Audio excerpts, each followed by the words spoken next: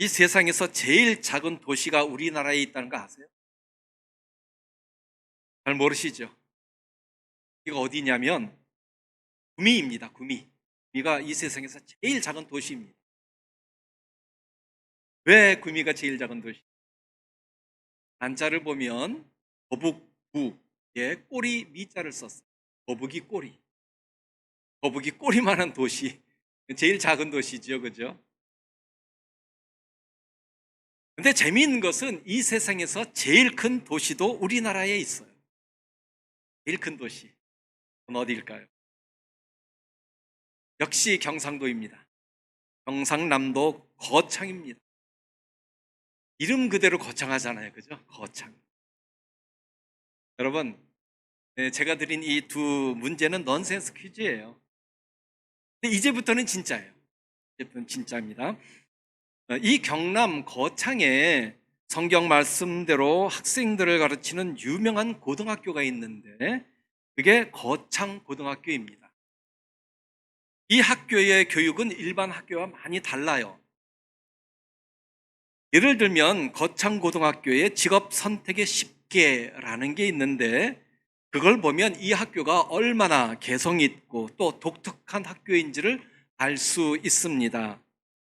이 학교의 직업 선택의 10개를 제가 한번 읽어 드리겠습니다. 잘 들어보시기 바랍니다. 직업 선택의 10개. 1. 월급이 적은 쪽을 택하라.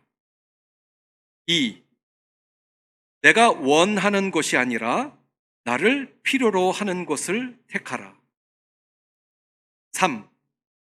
승진의 기회가 거의 없는 곳을 택하라. 4. 모든 조건이 갖추어진 곳을 피하고 처음부터 시작해야 하는 황무지를 택하라. 5. 앞을 다투어 모여드는 곳은 절대 가지 마라. 아무도 가지 않는 곳으로 가라. 6. 장래성이 전혀 없다고 생각되는 곳으로 가라. 7. 사회적 존경 같은 건 바라볼 수 없는 곳으로 가라. 8. 한 가운데가 아니라 가장자리로 가라. 9. 부모나 아내나 약혼자가 결사 반대를 하는 곳이면 틀림이 없다. 의심치 말고 가라. 10. 왕관이 아니라 단두대가 기다리고 있는 곳으로 가라. 이게 거창고등학교의 직업 선택 10개입니다. 여러분 어때요? 아주 독특한 학교죠.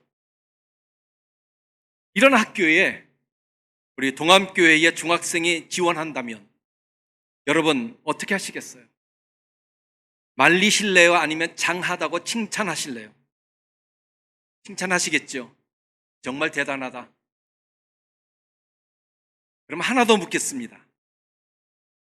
혹시 여러분의 자녀, 여러분의 손자, 손녀가 이 학교에 지원한다고 하면 어떻게 하실래요?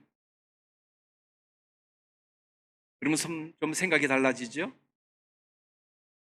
남들이 지원한다면 박수를 보내고 응원해 줄지 몰라도 내 자녀나 손주가 지원한다면 아마 두 팔 걷어붙이고 도시락 싸들고 다니면서 적극 말릴지도 모릅니다.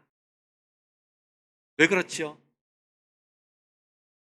그건 이 학교가 세상이 말하는 성공의 길을 보장하는 학교가 아니라 고생문이 훤한 학교이기 때문에 그래요.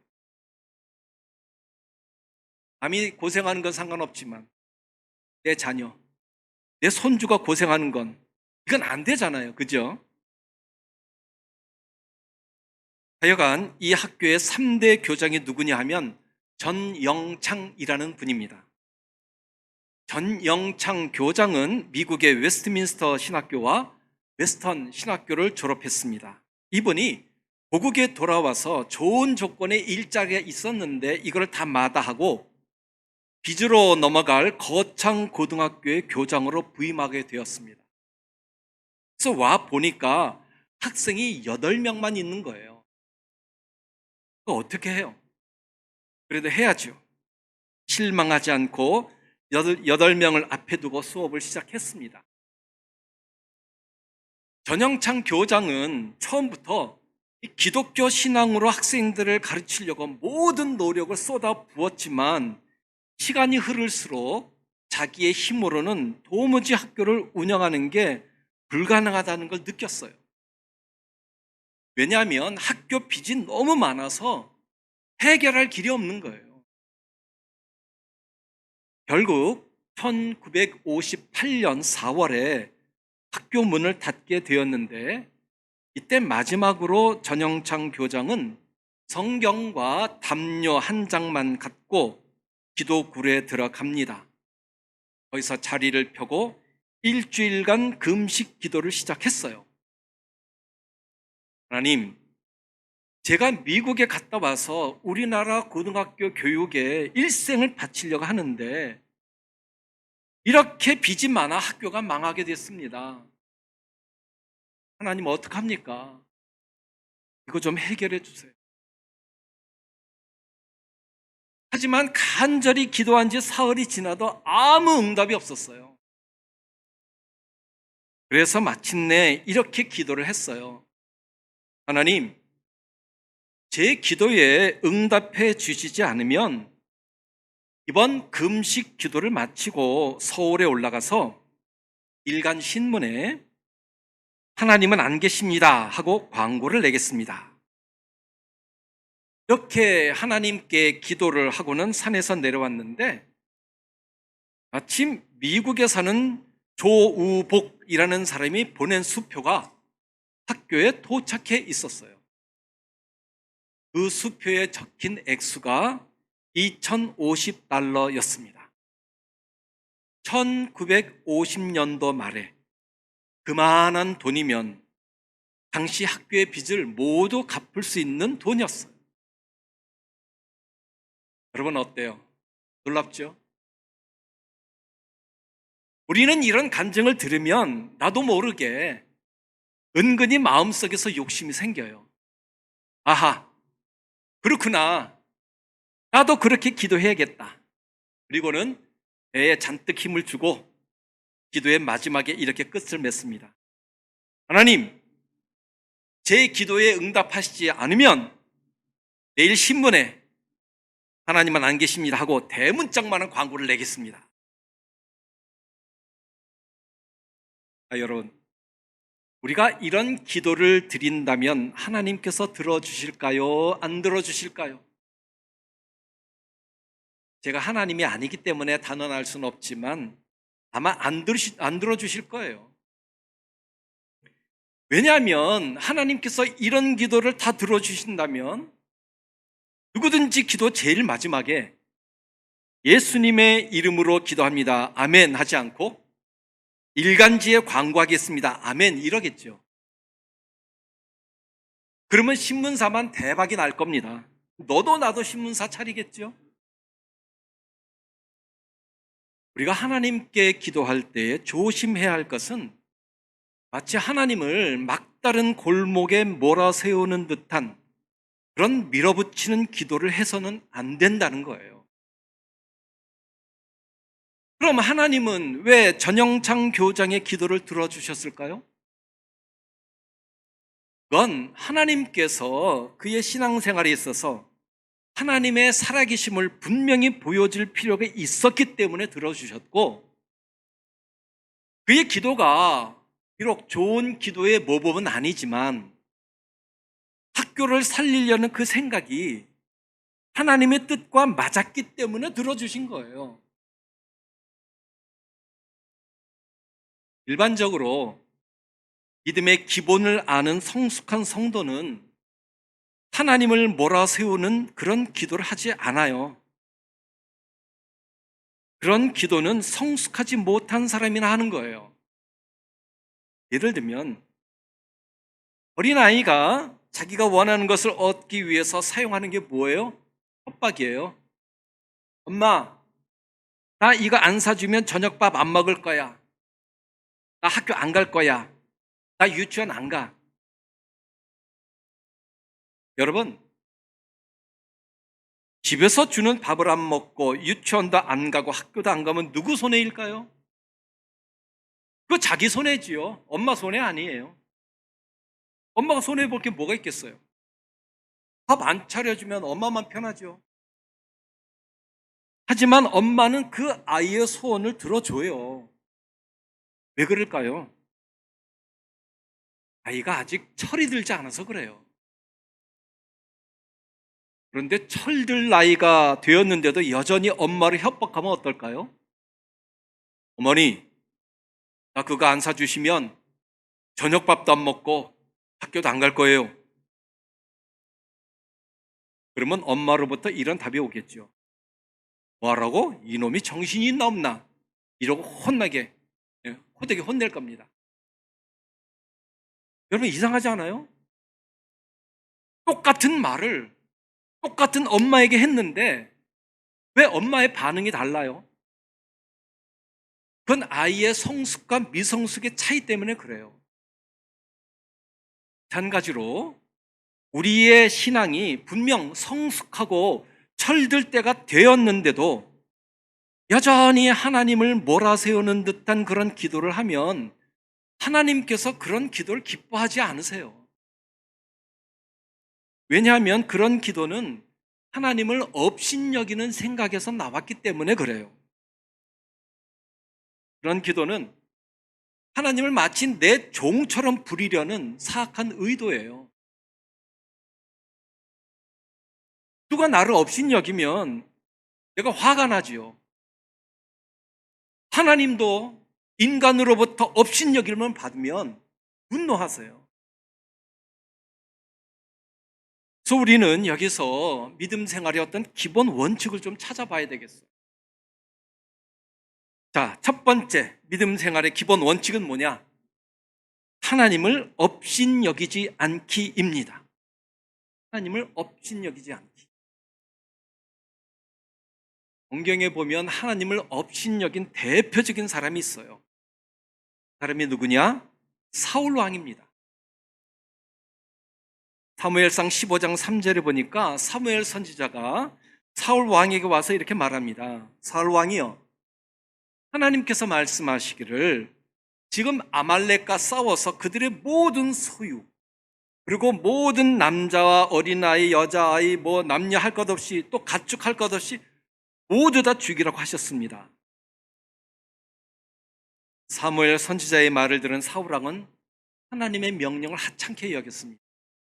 그래서 살찌고 좋은 가축은 다 살려두고 가치 없고 보잘것없는 것만 골라서 죽였어요. 이게 뭐예요? 하나님을 업신여겨서 그 말씀을 무시한 거예요. 사울 왕이 하나님을 업신여기니 하나님도 사울 왕을 업신여기셨습니다. 그래서 그를 버리시기로 작정하셨어요. 이 말을 들은 사울 왕이 갑자기 다급해졌습니다. 사무엘 선지자에게 간청하죠. 사무엘 선지자요, 비록 내가 하나님 앞에 죄를 지었지만 부디 내 백성의 장로들 앞과 이스라엘 백성들 앞에서 나를 높여주십시오. 사울 왕은 하나님을 두려워하기보다 사람들 앞에서 자기 체면 구겨지는 걸 더 두려워했어요. 이런 사울 왕의 마지막이 어땠어요? 블레셋과의 전투에서 패해서 스스로 목숨을 끊었죠.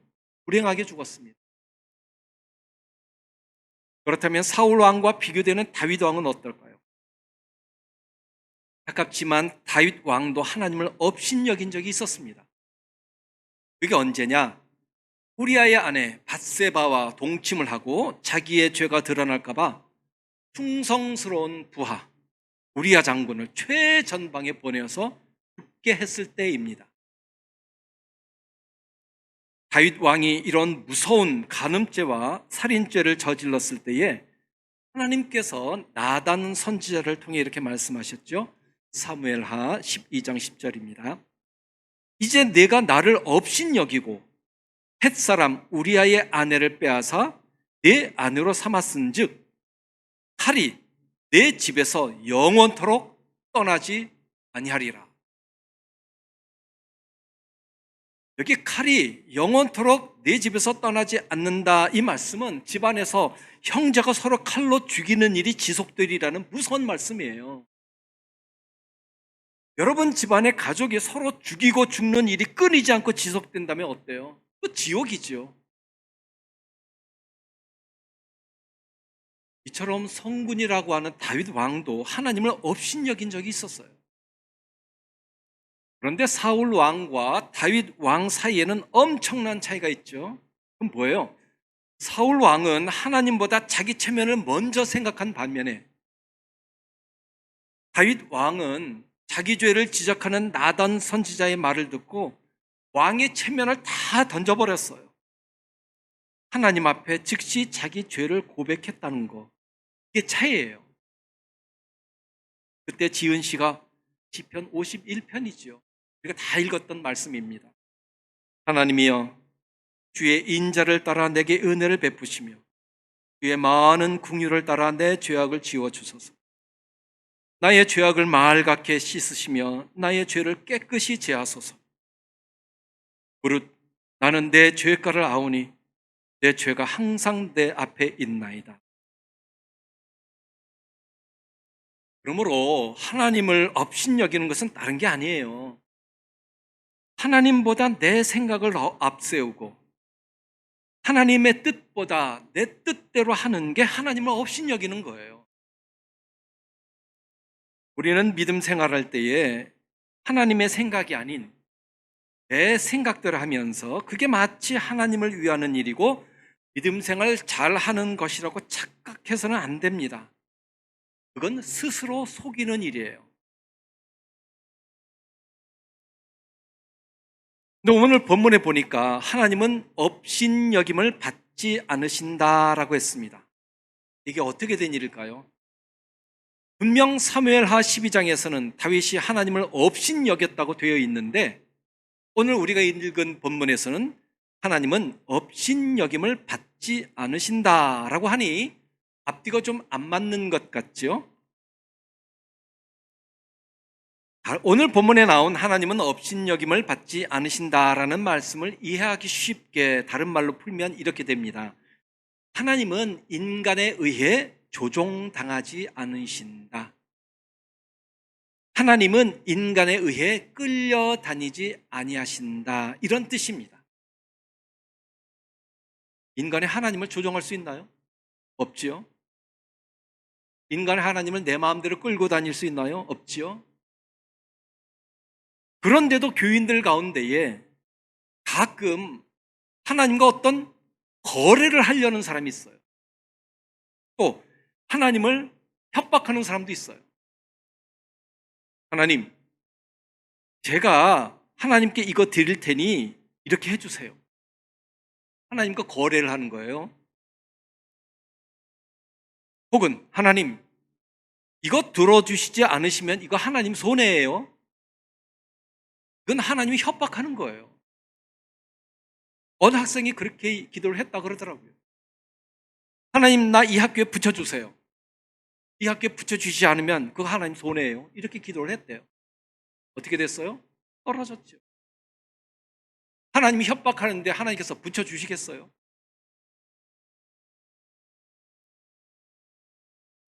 이런 사람은 하나님을 믿는 게 아니라 하나님을 자기 뜻대로 조종하려는 어리석은 사람입니다. 우리는 믿음 생활에 있어서 내가 하나님과 어떤 거래를 해서 내 뜻을 관철시키거나 하나님을 내 뜻대로 조정하려는 이런 무서운 죄를 지어서는 안 됩니다. 우리는 어디까지나 하나님을 내 주인으로 모시고 하나님의 말씀대로 살아가야 합니다. 이게 하나님을 업신여기지 않는 거예요. 하나님을 업신여기지 않는 일, 그건 믿음 생활의 첫 번째 기본 원칙입니다. 두 번째, 믿음 생활의 두 번째 기본 원칙은 뭐냐? 심은 대로 거둔다입니다. 심은 대로 거둔다. 이 원칙은 성경의 원칙이기 이전에 이미 자연의 원칙이지요. 그죠? 그래서 우리 속담에도 콩 심은 데 콩 나고 팥 심은 데 팥 난다. 그런 말이 있죠. 우리나라의 많은 교회들을 보면 장점이 참 많습니다. 근데 약점도 있어요. 그건 뭐냐면 하나님의 무조건적인 은혜, 무조건적인 구원을 강조하다 보니까 내가 심는 것을 게을리하는 경우가 많이 있어요. 심는 대로 거둔다는 진리를 잊어버리는 거지. 제가 학교 선생이잖아요. 학교에서 학생들을 가르치다 보면 참 기가 막혀서 말도 안 나오는 일이 가끔 있어요. 그게 뭐냐면 제가 지난번에도 여러분들에게 말씀드린 적이 있어요. 학생들이 하라는 공부는 안 하고 한 학기 내내 놀고 있다가 학기 말이 되면 낙제를 면케해달라고 애걸복걸하는 거예요. 이런 학생들은 참 답이 없어요. 몇 년 전의 일이에요. 수업을 마치고 제가 교회로 가서 금요 기도회 시간이 되었기 때문에 교회에 가서 준비를 하는데 갑자기 어느 학생이 전화를 했어요. 하다 보니까 자기는 출석도 다 하고 시험도 다 봤는데 왜 낙제냐는 거예요. 출석도 다 하고 시험도 다 잘 봤다면 낙제할 리가 없는데 왜 그럴까? 그러면서 시험 잘 봤냐? 이렇게 물었어요. 그랬더니 이 학생이 그때 우물쭈물하면서 말을 좀 더듬는 거예요. 자기는 중간고사, 기말고사 다 봤다는 거예요. 이때 제가 감을 잡았어요. 그래서 제가 다시 물었죠. 내가 묻는 건 시험 시간에 참석했는지가 아니라 공부 많이 해서 잘 썼냐 이거다. 그래서 학생이 약간 어물쩡거리는 투로 대답을 했어요. 잘 본 건 아니지만 나름대로 열심히 썼습니다. 열심히 썼다니까 어떻게 해요? 내가 나중에 집에 돌아가서 확인해 보겠다 이러고 전화를 끊었습니다. 기도회를 마치고 집에 가서 그 학생 답안지를 확인해 보니 예상했던 대로 답안지가 엉망이에요. 시험 문제와는 전혀 다른 엉뚱한 답을 쓰고서는 마지막에 자기 신세 타령을 잔뜩 썼어요. 집안이 어려워서 등록금 마련하느라 아르바이트를 하다 보니까 시험 준비를 잘 못했다. 너그럽게 봐달라. 이번에 낙제 점수가 나오면 졸업을 못하니 선처를 해달라. 이런 얘기를 잔뜩 써놨어요. 여러분, 일하는 직장인이라면 열심히 일해야 하고 공부하는 학생이라면 열심히 공부해야 하는 게 이게 쉽는 거죠. 그렇죠? 그래야지 나중에 우리가 많은 것을 거두지 않겠어요? 어느 학생은요, 공부 시간에 공부는 안 하고 제 초상화를 그린 학생이 있었어요. 나중에 수업 끝나서 우리가 초상화를 갖다 주더라고요. 보니까 정말 잘 그렸어요. 그럴 줄 알았으면 제가 그걸 버리지 말아야 되는데 이사하면서 버렸어요. 여러분들에게 좀 보여줄 걸 그래요. 공부 시간에 공부는 안 하고 초상화 그리는 학생도 있더라고요.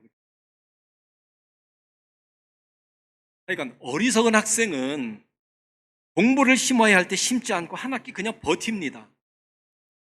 버티면 다 되는 줄 알아요. 이게 무슨 말이냐? 공부는 안 해도 한 학기 내내 학교에 나와서 굳건히 자기 자리 지키고 있으면 점수도 나오고 한 학년 저절로 올라가서 대학 졸업하는 학생들이 있어요. 가끔 있어요, 그런 학생. 그런데 믿음 생활에서도 그렇게 하는 분들이 꽤 있어요. 이게 문제예요, 이게. 예배 시간이 되면 교회는 그냥 꼬박꼬박 나와요. 그러나 아무리 오래 믿음 생활해도 믿음이 자라지를 않아요. 믿음이 자라질 않으니 사람이 변하는 게 하나도 없어요. 몇십 년을 교회를 다녀도 늘 그 자리예요.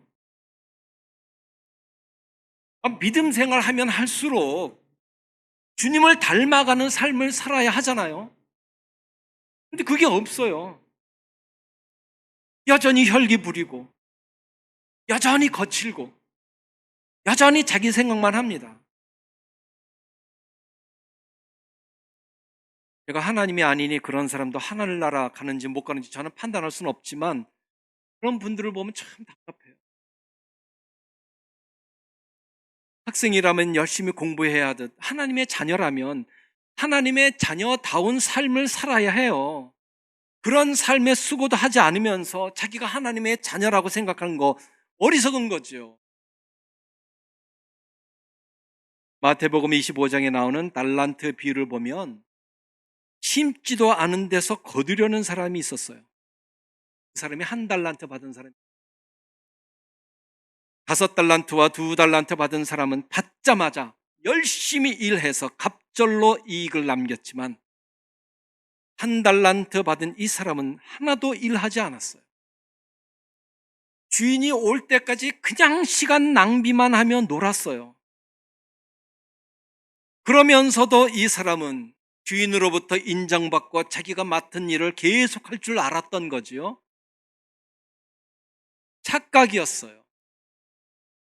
주인은 이 종을 향해 악하고 게으른 종이라고 책망하면서 이 무익한 종을 바깥 어두운 데로 내쫓으라 명령을 내렸습니다. 사랑하는 여러분, 우리는 이 세상에서 살아갈 때 그냥 살아서는 안 됩니다. 내가 살아가는 동안 좋은 것을 심는 수고를 해야 합니다. 우리의 삶은 심은 대로 거두는 법이에요. 이 기본 원칙을 인정하지 않고 저절로 모든 게 다 될 거라고 하는 사람, 하나님의 저주를 받는 사람입니다. 하나님은 성숙한 삶을 위해 노력하지 않는 사람에게 은혜를 주시는 분이 아닙니다. 하나님의 은혜는 하나님의 말씀대로 살려고 부단히 노력하고 애쓰는 사람에게 주어지는 거예요. 우리는 심은 대로 거둔다는 두 번째 기본 원칙을 마음속에 품고 위에 주어진 생활에서 최선을 다하여 살기를 바랍니다. 마지막으로 믿음 생활의 세 번째 기본 원칙, 하나님을 신뢰하라입니다. 나는 열심히 또 잘 심었는데 결과를 보니까 심은 대로 거두지 못한 것 같은 느낌이 들 때가 있습니다. 많이 있습니다. 그럴 때 낙심하지 마세요. 심은 대로 거두지 못하는 일이 생겼다면 거기에는 반드시 하나님의 특별하신 뜻이 있어요. 믿으세요. 우리 인간은 전능하신 하나님의 뜻을 다 알 수 없어요. 하지만 조금 시간이 흐르고 나면 깨닫게 돼요. 아, 이래서 하나님께서 그때 그렇게 하신 거구나. 이런 말이 입에서 나오게 돼요. 그러니 내 생각대로 되지 않았다고 해도 실망하지 말기를 바랍니다. 그런 분들 조금만 기다리세요. 조금만 기다리면 됩니다. 물론 기다리는 게 지루하고 힘들겠지만 그래도 기다려야 합니다. 반드시 때가 되면 하나님께서 내가 생각지도 못한 놀라운 것으로 갚아주세요. 물론 기다리는 시간은 정말 힘들고 어려운 과정이죠. 처음에는 제법 잘 버텨요. 그런데 시간이 흐르면 흐를수록 힘이 빠지지요. 지치기 시작해요. 그럼 그때부터 포기하고 싶은 생각이 막 밀려 올라와요. 하지만 바로 그때가 아주 중요한 고비예요. 보고만 넘기면 되는데 불행하게도 많은 사람들이 바로 그 지점에서 포기를 해요. 여러분, 마라톤에서 4점이라는 게 있대요. 4점이 뭐냐면 죽을 사 점점입니다. 마라톤 선수가 처음에는 잘 달리다가 어느 지점에 도달하면 숨이 가빠지면서 더 이상 뛸 수 없는 아주 고통스러운 순간이 다가와요. 그게 4점이에요. 이때 포기를 하면 지금까지 훈련했던 모든 것 다 물거품이 됩니다. 그리고 자기가 지금까지 달려왔던 그 거리 다 물거품이 됩니다. 끝나는 거예요. 그런데 이 고통스러운 순간을 이를 악물고 참으면 그때부터는 힘이 하나도 들지 않고 그냥 다리가 저절로 나간대요. 힘이 하나도 안 든대요. 4점만 통과하면. 그래서 어떤 마라톤 선수 42.195km를 뛰잖아요. 얼마나 먼 거리예요? 그걸 다 돌고 그래서 먼 거리를 달려와 골인 지점을 통과하고 나서도 여전히 운동장 한 바퀴를 돌면서 손을 흔들면서 뛰어요. 왜 그래요? 다리가 저절로 나가는 거예요. 4점을 통과했기 때문에. 우리 믿음 생활에서도 4점이 있어요. 참다 참다 더 이상 견디지 못하는 그런 상황이 있는데 바로 요때 이 점을 넘겨야 돼요. 그러면 그 다음부터는 은혜의 탄탄대로가 그냥 열려져요. 은혜의 탄탄대로. 대로가 열리는 겁니다. 이 고통스러운 과정을 통과하기 어려울 때 이렇게 하세요. 예전에 하나님께서 내 기도에 신실히 응답하셨던 일을 기억하는 거예요. 나에게 응답하셨던 그 신실하신 하나님이 지금도 살아 계셔서 언젠가는 내가 심은 대로 갚아주실 거란 그런 생각을 하는 거죠. 내게 은혜를 베풀어 주셨던 것만 생각을 하면 확신이 생겨요. 아, 그때 그렇게 도와주셨지. 그러면 이번에도 도와주실 거다. 확신이 생기는 거죠. 그러면 믿음 생활의 4점을 통과할 수 있어요. 그래서 하나님을 끝까지 신뢰하는 것. 이게 믿음 생활의 세 번째 기본 원칙입니다. 하나님을 끝까지 신뢰하는 사람이 바로 성숙한 신앙인이에요. 우리 주위에 보면 많은 사람들이 자기 뜻대로 이루어지지 않았다고 해서 쉽게 믿음을 저버리고 하나님을 원망하면서 떠나가죠. 조금만 기다리면 되는데 글쎄 그걸 못 참고 그걸 떠나가는 거예요. 우리는 분명히 기억해야 합니다. 하나님은 우리를 망하게 하시려는 분이 아니에요. 우리에게 늘 좋은 것을 채워주시기를 기뻐하시는 분이에요. 그러므로 이런 신실하신 믿음, 신실하신 하나님을 믿어야 해요. 이런 하나님을 믿는 건 뭐 대단한 믿음이 있어야 하는 거 아니에요. 제가 조금 아까 말씀드렸듯이 나에게 은혜를 주셨던 그 기억, 이것만 갖고 있어도 돼요. 또 나를 도와주셨던 그 간단한 사실 하나만으로도 우리는 얼마든지 하나님을 신뢰하고 나갈 수 있어요. 예를 들어 볼게요. 어느 사람이 무인도에 갔어요. 굉장히 넓은 무인도였습니다. 그런데 거기에 사자가 살고 있는지 없는지 알고 싶었어요. 그래서 그 넓은 무인도를 샅샅이 뒤지기 시작했습니다. 며칠 동안 뒤져도 사자를 볼 수 없었어요. 그런데 어느 날 아침 어제까지 없었던 사자의 발자국이 집 앞에 찍혔어요. 자, 그렇다면 이 무인도에 사자가 있어요, 없어요? 있지요. 그걸 어떻게 알아요? 발자국이 그 증거잖아요. 발자국. 사자의 발자국이 있으면 내가 직접 사자를 못 봤어도 그 무인도에 사자가 있음을 확신할 수 있어요. 마찬가지로 우리가 신앙생활할 때에 나는 열심히 했는데 하나님께서 내가 심은 대로 거두게 하실까? 안 하실까? 혹시 나만 손해보는 건 아닐까? 이런 의심이 들 때에 나에게 신실히 응답하시고 은혜를 베풀어 주셨던 그 경험을 하나만 떠올려 봐도 나는 담대한 믿음을, 담대한 힘을, 담대한 용기를 가질 수 있습니다. 그런 기억은 마치 무인도에서 사자 발자국 하나로 사자가 있음을 확신하듯 나를 도와주셨던 하나님이 지금도 살아계셔서 심은 대로 거두게 하실 것이란 확신하는데 큰 도움이 됩니다. 만약 하나님께서 나를 도우셨던 그런 기억이 하나도 없다. 그러면 나를 구원해 주신 은혜를 기억하세요. 근데 나는 구원의 은혜조차 없다. 그런 분들은 죄송하지만 하나님의 자녀로 살아오신 분이 아닙니다.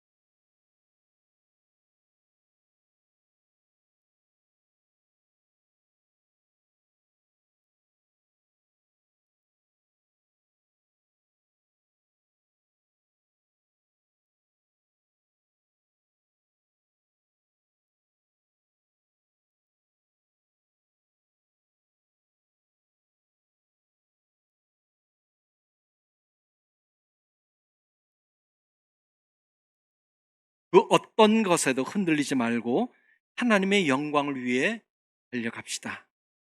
우리가 이런 삶을 살 때에 지금도 살아계시는 하나님께서 우리를 보시고 기뻐하시며 그 놀라우신 사랑으로 우리가 말로 다 할 수 없는 은혜와 복을 넘치도록 부어주시리라 믿습니다. 오늘이 벌써 2021년의 두 번째 주일입니다. 우리 모두 오늘 주신 말씀을 마음에 새겨서 세상을 향해 힘차게 나아가기를 바랍니다. 바라기는 우리의 이런 발걸음에 하나님께서 동행하시고 힘주시고 은혜 베풀어 주시기를 간절히 소원합니다. 아멘. 기도합니다.